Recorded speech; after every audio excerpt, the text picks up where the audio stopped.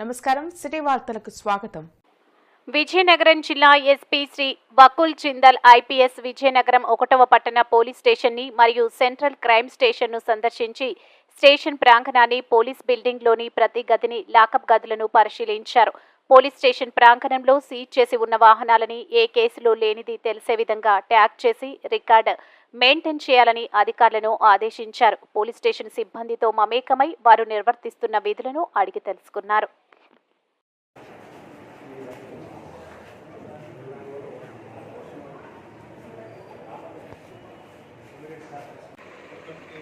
మీకు two wheelers ఎన్ని ఉన్నాయి? ఒకసారి ఏమేమి యూజ్ చేస్తారో చెప్పండి. టూ వీలర్స్ రెండు రెండేమో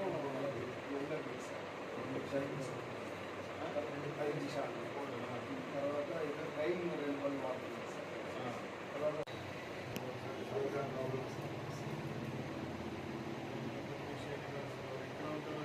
ఇక్కడే సార్ ఆర్ఎన్బి రైతు బజార్ దగ్గర ఉంటుంది.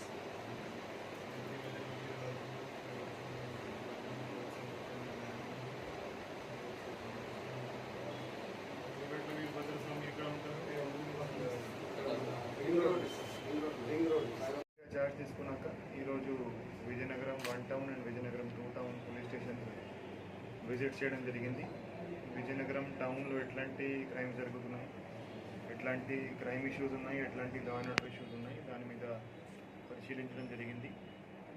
ఇక్కడ గాంజా ప్రాబ్లం ఒకటి ఎక్కువ ఉందని గుర్తించడం జరిగింది.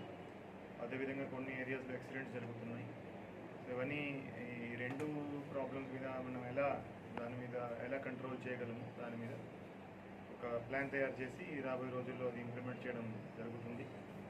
అదేవిధంగా ఈ స్టేషన్స్లో ఉన్న యూఐ కేసెస్, పీటీ కేసెస్ ఏమున్నాయి, రౌడీ షీటర్స్, సస్పెక్ట్ షీటర్స్ ఎవరు ఉన్నారు, వాళ్ళ మీద వాళ్ళ యాక్టివిటీస్ ఏమున్నాయి అన్ని దాని మీద పరిశీలించడం జరిగింది. అదేవిధంగా సిబ్బంది పనితీరు మీద కూడా పరిశీలించడం జరిగింది.